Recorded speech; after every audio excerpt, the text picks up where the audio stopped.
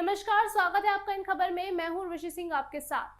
Hamas और Israel के बीच लगातार हमले का सिलसिला जारी है, लेकिन इसी बीच अमेरिकी राष्ट्रपति की कुछ मुश्किलें भी बढ़ती नजर आ रही हैं। अमेरिका के राष्ट्रपति जो बाइडेन की आखिर चिंता की वजह क्या है, आइए जानते हैं इस रिपोर्ट में। दरअसल इजराइल पर हमास चरमपंथियों के हमले और यरूशलेम में बड़े पैमाने पर जवाबी कार्रवाई के कारण अमेरिकी राष्ट्रपति जो बाइडेन पश्चिम एशिया के मुद्दे पर संकट में फंसते नजर आ रहे हैं।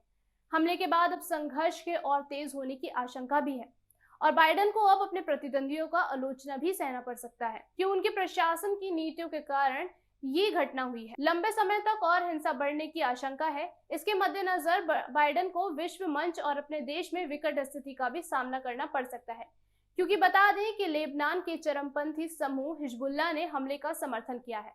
समूह ने कहा कि वो इस हमले को लेकर हमास के संपर्क में थे। बता दें कि ईरान के एक वरिष्ठ नेता के सलाहकार ने इस हमले का समर्थन भी जताया है। इजरायली मीडिया ने बचाव सेवा अधिकारियों के हवाले से कहा कि 26 सैनिकों सहित कम से कम 300 लोग इस हमले में जान गंवा चुके हैं, जबकि गाजा के अधिकारियों ने कहा कि 313 लोग इस हमले में अपनी जान खो चुके हैं। एक इजरायली सैन्य अधिकारी ने कहा कि सैकड़ों हमलावरों की जान ले ली गई है और कई को पकड़ भी लिया है। इजरायली सैन्य अधिकारी रियर एडमिरल डैनियल ने कहा कि सेना ने युद्ध शुरू होने के बाद से 400 चरमपंथी लोगों को खत्म कर दिया और कई लोगों को पकड़ लिया है।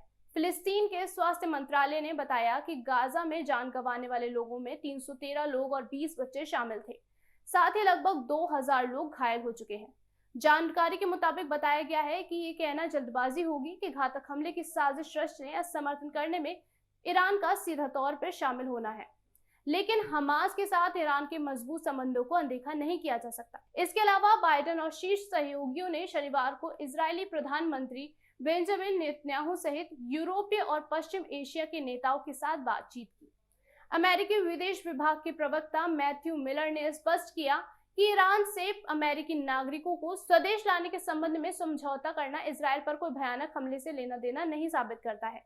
इसी बीच ये जानकारी भी सामने आ रही है कि हमास के खिलाफ इजरायल को मजबूती देने के लिए अमेरिका युद्धपोत देगा।